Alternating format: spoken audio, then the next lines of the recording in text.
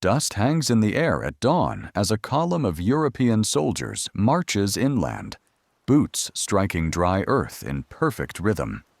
Their uniforms are pressed, their rifles polished, their maps already colored in by men thousands of miles away. Officers speak confidently of pacification, of a short campaign, of resistance that will collapse the moment it encounters modern firepower.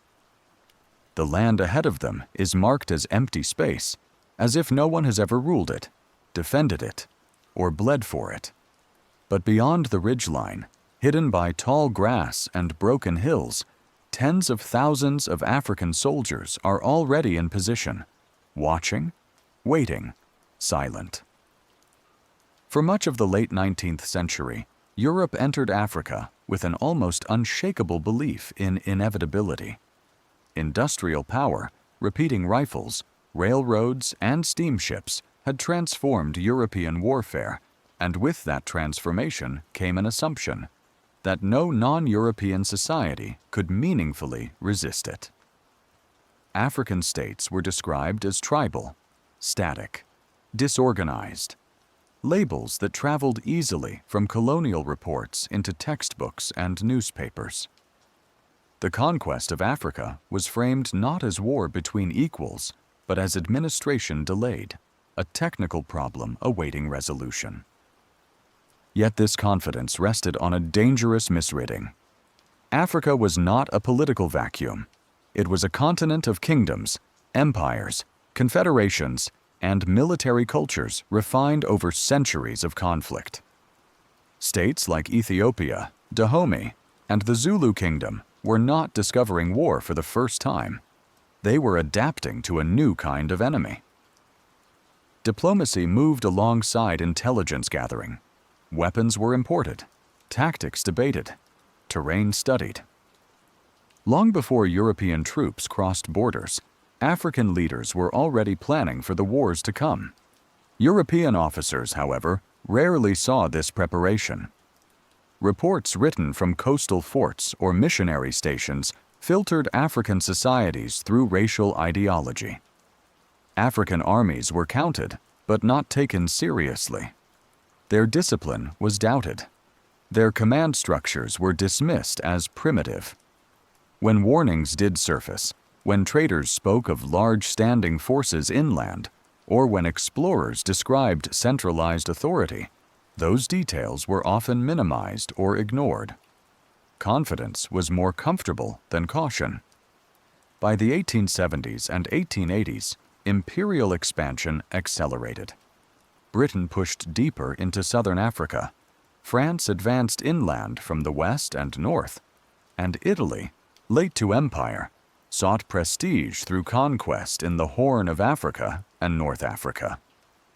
Each power carried recent memories of success elsewhere: India, Indochina, Algeria, places where technological superiority had translated into control. Africa, they believed, would follow the same script. What they did not fully grasp was that African political systems had been shaped by constant pressure.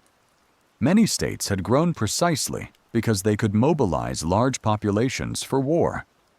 The Zulu Kingdom, for example, had reorganized society around age-based regiments, capable of rapid movement and coordinated attack.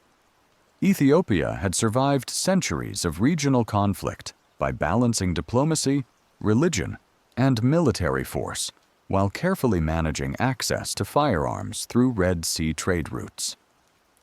Dahomey maintained a centralized army answerable directly to the king, with systems of training, discipline, and logistics that impressed even its enemies, once they took the time to look.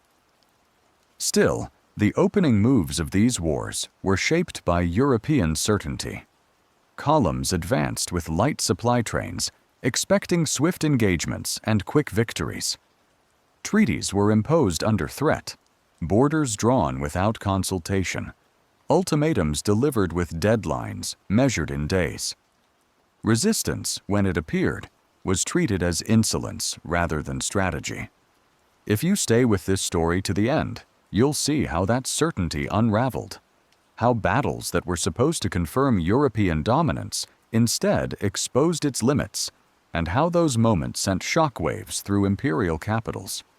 This is not a story of myth or exaggeration, but of documented confrontations that forced empires to rethink what they believed about power itself. Because beneath the surface of European confidence was a deeper irony. The very qualities Europeans dismissed in African societies, adaptability, cohesion, and intimate knowledge of the land, were the same qualities that would soon decide the fate of entire campaigns. As marching columns moved forward, African commanders did not rush blindly into fire. They observed. They calculated. They chose when and where to fight. And when the first major clashes came, they did not unfold as Europe expected. The myth of effortless conquest met something solid, organized, and determined. The opening phase of empire in Africa was not a march into emptiness.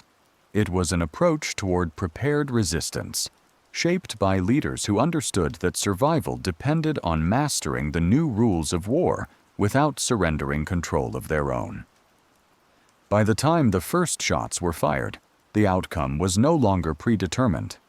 The battlefield was set, not between civilization and chaos, but between rival systems of power. One overconfident, the other underestimated, both about to collide in ways that history would later struggle to explain away. Long before European columns began their inland marches, African states were already reorganizing themselves for the wars they knew were coming. This preparation did not look like imitation for its own sake. It was selective, deliberate, and rooted in local realities, an understanding that survival meant adapting foreign tools without surrendering indigenous command. Across the continent, military systems evolved quietly, away from European eyes, building forces that were far more sophisticated than imperial planners expected. In southern Africa, the Zulu kingdom had already transformed warfare into a national institution. Regiments were not temporary gatherings, but permanent social structures, bound by age, loyalty, and discipline. Training emphasized endurance, formation movement, and coordinated attack, turning massed infantry into a single organism capable of rapid maneuver. Intelligence flowed through networks of scouts and messengers who understood the terrain at a granular level. River crossings, cattle paths, ridgelines, invisible on European maps. When British forces later described Zulu movements as sudden or surprising, what they were witnessing was not chaos, but a system optimized for speed and concealment. Further north, Ethiopia faced a different strategic reality. Surrounded by rival powers and threatened by European expansion, the Ethiopian state under Menelik II pursued a dual path of diplomacy and militarization. Firearms were acquired through international trade, purchased from European suppliers who often underestimated the long-term implications of those transactions. Ammunition stockpiles were accumulated patiently. Commanders were appointed based on loyalty and experience rather than noble birth alone. Armies were raised not as irregular mobs, but as organized forces capable of sustained campaigning, supplied through local logistics networks that moved food, animals, and weapons across vast distances. This was not modernization in the European sense, but something more flexible. Ethiopian forces blended modern rifles with traditional command structures, allowing for decentralized decision-making in battle while maintaining strategic unity. Orders could adapt to changing conditions without waiting for instructions from distant headquarters. In mountainous terrain, this flexibility became an advantage rather than a weakness. In West Africa, the Kingdom of Dahomey maintained one of the most centralized military systems on the continent. The army answered directly to the king, and warfare was deeply embedded in state administration. Units trained year-round, Supply lines were planned in advance. Weapons, both imported firearms and locally produced arms, were standardized within regiments. European observers often fixated on Dahome's distinctive uniforms and rituals, missing the more important reality. This was a state built around readiness for war, with an officer corps that understood discipline, timing, and morale. Across North Africa, resistance took yet another form. In Libya and Algeria, military organization often blended regular forces with guerrilla networks tied to religious, tribal, and regional loyalties. These were not random uprisings, but layered systems of resistance. Fighters could disperse when faced with overwhelming force and reassemble when conditions shifted. Knowledge of deserts, mountains, and seasonal movement patterns allowed them to control when engagements happened and when they didn't. European armies, trained for decisive battles and clear fronts, struggled to adapt to enemies who refused to fight on predictable terms. Crucially, African leaders understood something European planners often overlooked. Technology alone did not decide wars. Firearms mattered, but so did cohesion, morale, and command. African armies studied European tactics not to copy them wholesale, but to counter them. They learned how columns moved, how officers communicated, how supply lines stretched thin, far from ports and railheads. Weaknesses were identified not in weapons, but in assumptions. Intelligence played a central role. Information about European movements traveled quickly through trade routes, diplomatic channels, and local populations. African commanders often knew when expeditions were forming, where they planned to advance, and how many troops they carried. European secrecy, effective in conflicts between imperial powers, proved less reliable in environments where armies moved through inhabited land rather than empty space. This preparedness did not guarantee victory. African states faced enormous challenges: industrial firepower, international isolation, and, eventually, relentless escalation. But it did mean that when battles occurred, they were fought on terms shaped by African decision-making. Engagements were chosen carefully. Terrain was used deliberately. Timing mattered. European officers frequently misunderstood this caution as hesitation. They interpreted delays as weakness, negotiations as stalling, withdrawals as collapse. In reality, these were strategic choices, methods of controlling risk while waiting for the right moment. African commanders knew that a single decisive engagement could determine the fate of a campaign, and they were willing to wait for conditions that favored them. By the time European forces encountered full-scale resistance, the balance was already different from what imperial planners had imagined. These were not scattered opponents reacting instinctively to invasion. They were organized militaries, operating within political systems that understood the stakes of the moment. Victory was not assumed, but it was no longer impossible. The stage was set for confrontation not between empire and disorder, but between competing forms of military logic. One relied on industrial confidence and past success. The other relied on adaptation, preparation, and a deep understanding of land and people. When these systems finally collided, the results would shock European governments and force them to confront a reality they had worked hard to deny. The first major clashes shattered the illusion of inevitability. What European planners expected to be brief demonstrations of force instead became moments of rupture. Battles that exposed how fragile imperial confidence could be when met by organized resistance. The shock was not only military. It was psychological, political, and deeply unsettling to empires that had built their authority on the assumption of superiority.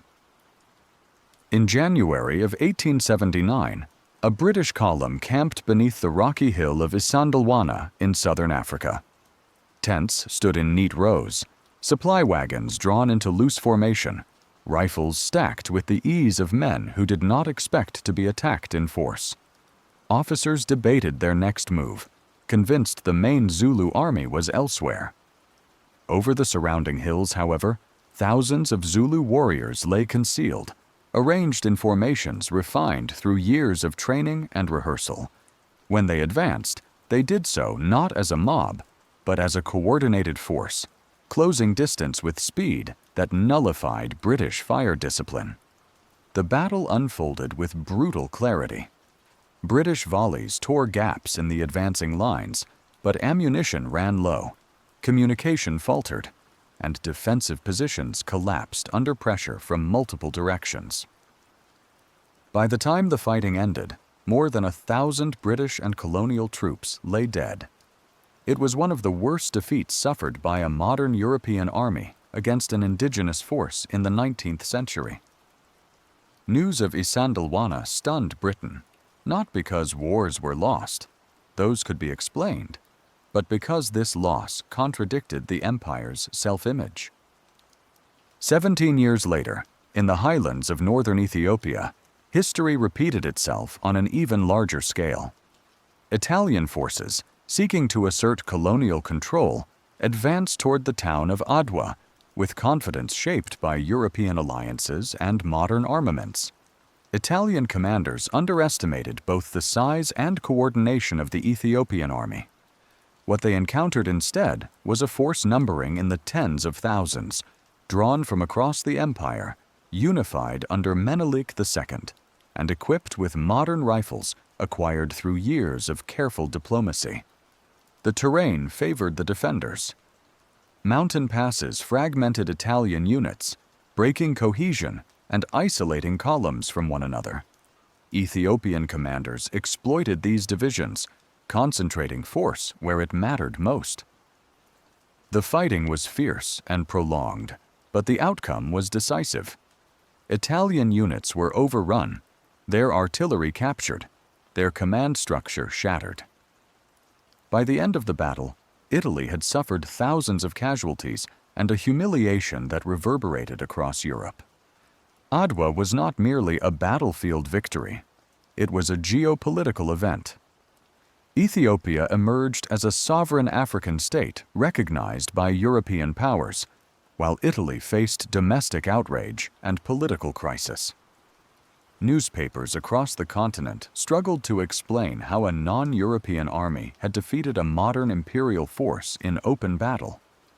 Racial theories that framed empire as destiny suddenly required uncomfortable revision, or quiet dismissal. Elsewhere, similar patterns unfolded, though often on a smaller scale and with less international attention. In North Africa, early Italian campaigns in Libya met stiff resistance from local forces who used mobility and terrain to blunt technological advantages. Columns were harassed, supply lines disrupted, advances slowed to a crawl. In Algeria, French forces faced sustained opposition that challenged assumptions of rapid pacification, forcing repeated reinforcements and prolonged campaigns that drained resources and morale. Portuguese expeditions in parts of Angola and Mozambique encountered coordinated resistance that delayed conquest for years. These were not singular moments of triumph, but cumulative setbacks that exposed a consistent truth. European armies could be defeated when their assumptions failed, and their opponents dictated the terms of engagement. What united these encounters was not just African victory, but European surprise. Defeats were framed as anomalies, blamed on individual commanders or unfortunate circumstances. Yet the pattern was difficult to ignore. When African forces fought on ground, they understood. With leadership that coordinated movement and supply, the technological gap narrowed in ways imperial doctrine had not anticipated. The consequences were immediate. Casualty lists reached European capitals. Parliamentary debates grew heated. Military theorists began revising manuals, searching for explanations that preserved the broader myth of superiority while accounting for these uncomfortable facts. Public confidence wavered, even as official narratives worked to contain the damage. On the ground, African victories carried their own weight. They reinforced legitimacy, strengthened alliances, and demonstrated that resistance was not futile. Success traveled faster than defeat ever could, carried by word of mouth, diplomacy, and example. These battles proved that empire wasn't invincible, and that realization, once seen, could not be unseen. Yet victory also carried a cost. European powers did not interpret defeat as a signal to withdraw. They interpreted it as a challenge to be answered with greater force. The lessons drawn from these losses would shape a far darker phase of colonial warfare, one in which restraint gave way to escalation and the rules of engagement were rewritten entirely. Defeat did not end empire, it transformed it. The shock of losing to African forces forced European powers to confront a reality they found intolerable. Not that campaigns had failed, but that the foundations of imperial authority had been publicly shaken. The response was not introspection, but escalation. What followed was a deliberate shift in how colonial wars were fought, justified, and remembered. In European capitals, defeats were reframed as aberrations. Commanders were blamed, intelligence was questioned, and terrain was cited as an excuse. But behind closed doors, military planners drew harsher conclusions. If African forces could organize, adapt, and win under existing rules, then those rules had to change. The objective was no longer simply victory on the battlefield, but the permanent destruction of a society's ability to resist. New doctrines took shape. Campaigns became longer and more methodical. Supply lines were reinforced. Troop numbers increased dramatically. Most importantly, the distinction between combatant and civilian began to erode. Villages were no longer neutral spaces. They were treated as logistical nodes of resistance. Crops were destroyed, livestock seized, and populations displaced to deny opponents food and shelter. Warfare expanded outward, consuming entire regions rather than isolated battlefields. In Ethiopia, Italy would later return under a different regime, one shaped by the memory of Adwa. The invasion of the 1930s bore little resemblance to the earlier conflict. Modern aircraft, mechanized units, and chemical weapons were deployed against both armies and civilians. The objective was not merely to defeat Ethiopian forces, but to erase the possibility of another humiliation. Poison gas drifted across valleys. Medical facilities were bombed. Retaliation became policy rather than excess. Across North Africa, similar patterns emerged. In Libya, Italian authorities faced persistent resistance that refused to collapse. The response was mass relocation, the construction of camps, and the systematic disruption of social structures that sustained opposition. Entire populations were moved under guard. Mortality soared, not as a byproduct of battle, but as a consequence of deliberate strategy. Victory, when it came, was measured in silence rather than surrender. France, confronting prolonged resistance in Algeria, expanded its military presence and normalized extraordinary measures. Surveillance intensified. Collective punishment became routine. The line between law enforcement and warfare dissolved as colonial administration merged with military command. These methods were justified as necessary, framed as the price of order in a land depicted as perpetually unstable. Britain, too, absorbed lessons from earlier defeats. While often more cautious in public rhetoric, it refined counterinsurgency tactics that emphasized control over territory and population alike. Intelligence networks expanded. Movement was regulated. Resistance was isolated and crushed piece by piece, rather than confronted in open battle. The aim was to prevent another Isandlwana, another moment when confidence collapsed in full view of the world. Censorship played a crucial role in this transformation. Reports of brutality were suppressed or sanitized. Photographs were restricted. Language shifted, replacing words like war with police action or pacification. Defeats were minimized, victories exaggerated, and African agency steadily erased from official accounts.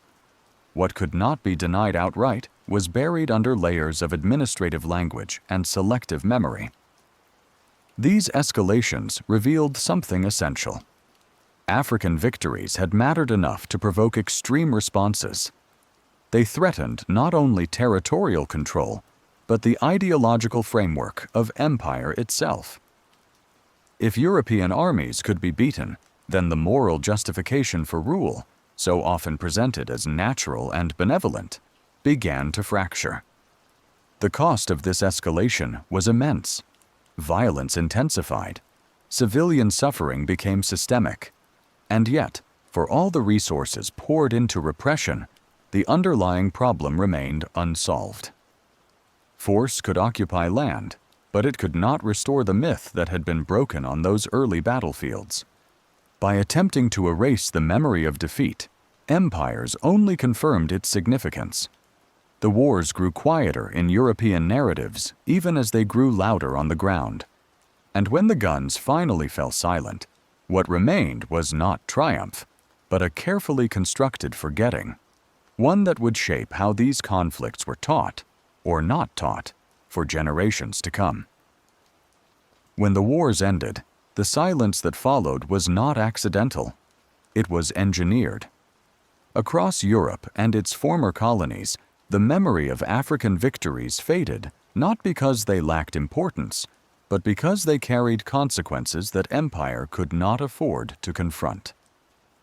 What remained in public consciousness was a simplified story of conquest, clean lines on maps, dates of annexation, the slow march of progress, with little room for moments that challenged the logic of domination. Education systems played a central role in this erasure. Textbooks emphasized exploration and administration while compressing wars into brief passages, if they were mentioned at all. Defeats became footnotes, explained away as temporary setbacks on an otherwise inevitable path. African leaders were reduced to obstacles rather than strategists, their decisions stripped of context and intention. The complexity of resistance was replaced with silence or stereotype. In Europe, this selective memory served a purpose. Empires that had lost moral authority through brutality and repression needed narratives of order and inevitability to justify what remained. Acknowledging African victories meant acknowledging African sovereignty, capability, and agency, ideas that unsettled the foundations of colonial rule. Forgetting, in this sense, became a political act. In Africa, the consequences were more complicated. Colonial administrations actively discouraged the teaching of resistance history, aware that memory itself could become a form of power.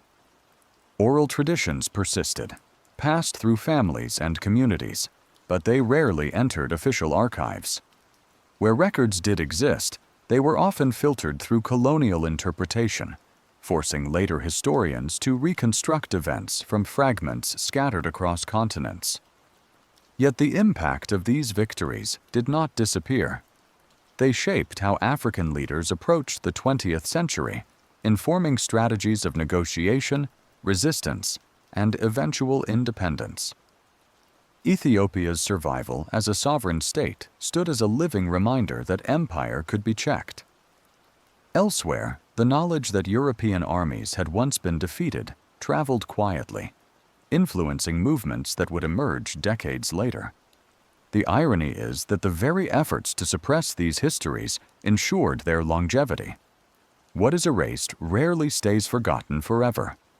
Archives reopen. Memoirs resurface. Landscapes still carry the traces of battles long dismissed.